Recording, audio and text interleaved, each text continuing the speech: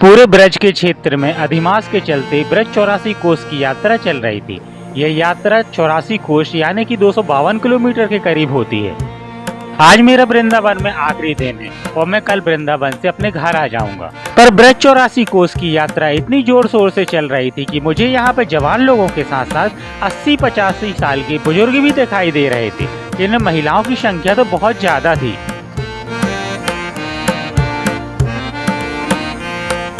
इसको ठाकुर जी की कृपा ही बोलेंगे कि 80-85 साल के बुजुर्ग चलने में असमर्थ हो जाते हैं, फिर 252 किलोमीटर की यात्रा आकर पैदल कैसे कर रहे हैं। मुझे देखकर ये बड़ी खुशी हो रही थी कि इनके लिए जगह जगह पे विश्राम स्थल बनाए गए हैं, जिसमें पूरी सेवा प्रशासन और ब्रजवासियों की तरफ से दी जा रही है।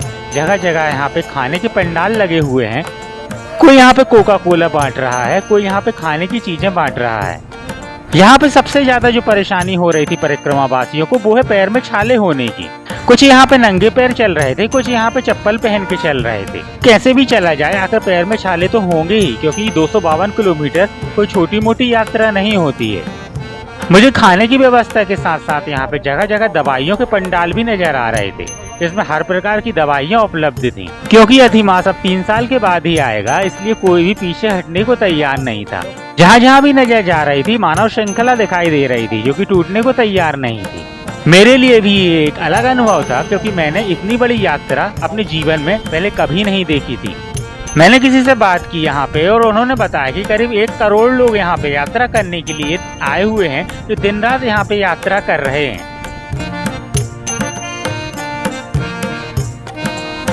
ठाकुर जी पर विश्वास ही है जिससे उनको इतनी ज्यादा शक्ति मिल रही है 84 कोस यात्रा करने की।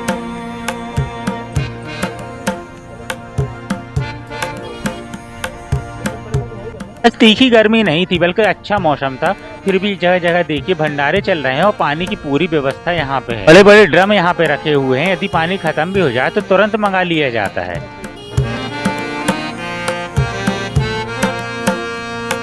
जो बुजुर्ग यहाँ पे थक जाते हैं या तो वो सड़क किनारे ही बैठ जाते हैं, या जगह जगह पे आश्रय स्थल भी बनाए गए हैं, जहाँ पे वो रुककर थोड़ी देर विश्राम करते हैं, उसके बाद आगे निकल जाते हैं। यहाँ पे जूस, लस्सी, दूध, खाना सब कुछ उपलब्ध था फ्री में। ब्रजवासियों की इतनी सेवा देखकर मेरा मन ही खुश हो गया था। इतनी बड़ी मात्रा में भोजन कराना कोई आसान बात नहीं होती है, और फिर भी यहाँ पे रात दिन भंडारे चल रहे हैं। अब इतनी बड़ी यात्रा होगी तो गाड़ियों की लंबी कतार लगना भी आम बात है। ट्रैफिक तो लग ही जाएगा। मुझे अपने रूम में पहुंचने में आधे घंटे लगने वाले थे, पर यहाँ पे 3 घंटे लग गए हैं। मैं ऑटो में ही बैठा हुआ हूँ। मुझे भी बहुत अच्छा लग रहा था ब्रजवासियों की ऐसी यात्रा देखकर। ऐसी यात्रा देखना किस्मत की बात होती है। अब मुझे भी शायद ये 3 साल बाद ही ऐसा दिखाई दे, क्योंकि आज मेरा वृंदावन में लास्ट दिन है। अब मैं कल घर निकल जाऊंगा, इसलिए मैं ये सोच रहा था कि क्यों ना मैं अच्छे से यात्रा देखूं, ताकि मुझे याद रहे कि ये 3 साल पहले मैंने भी एक यात्रा देखी थी जो इतनी बड़ी थी। एक तरफ यहाँ पे यात्रा चल रही थी, दूसरी तरफ यहाँ ट्रैफिक हो गया था, और तीसरी तरफ यहाँ पे भागवत चल रही है, जिसकी ध्वनि हमें सुनाई दे रही थी और मन खुश हो गया था। इतनी प्यारी भागवत यहाँ पे सुनाई दे रही थी। इतनी कठिन यात्रा होने के बाद भी लोगों का आत्मविश्वास कितना बढ़ा हुआ है, क्योंकि देखकर मुझे बहुत खुशी हुई। लोग यहाँ पे नृत्य में झूम रहे थे।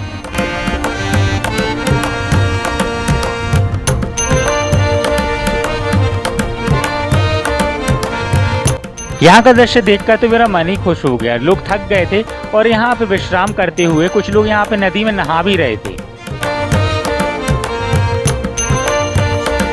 एक तरफ यात्रा देखकर मेरा मन बहुत खुश था, और दूसरी तरफ मन में एक दुख भी था कि अब पता नहीं कब ठाकुर जी की कृपा होगी और मुझे दोबारा वृंदावन आने का मौका मिलेगा।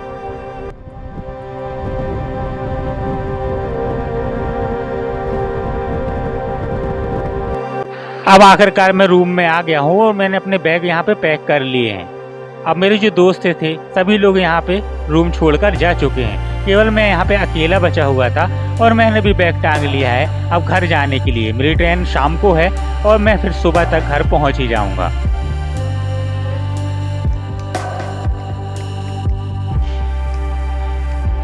मुझे पहली बार इतने दिन वृंदावन रुकने का सौभाग्य प्राप्त हुआ था। मेरा तो यहाँ से जाने का ही मन नहीं कर रहा था। ऐसा लग रहा था मैं कुछ दिन और रुक लेता और अच्छे से मंदिरों के दर्शन कर लेता, क्योंकि अभी बहुत जगह बाकी थी जहाँ मैं जा ही नहीं पाया हूँ। अब मैं इतने दिन यहाँ पे रुका, सब कुछ देखा, दर्शन किए, जो भी किया, सब चीज मुझे यहाँ पे याद आ रही थी। मैं सारे बिल्डिंगों को गौर से देख रहा था क्योंकि मैंने यहाँ पे बहुत वक्त बिताया था। और मैं पहुंच जाता हूँ इसके बाद स्टेशन। अब जैसे ही मैं अपनी यादों से बाहर निकला तो मैंने अपने आप को ट्रेन में बैठा हुआ पाया।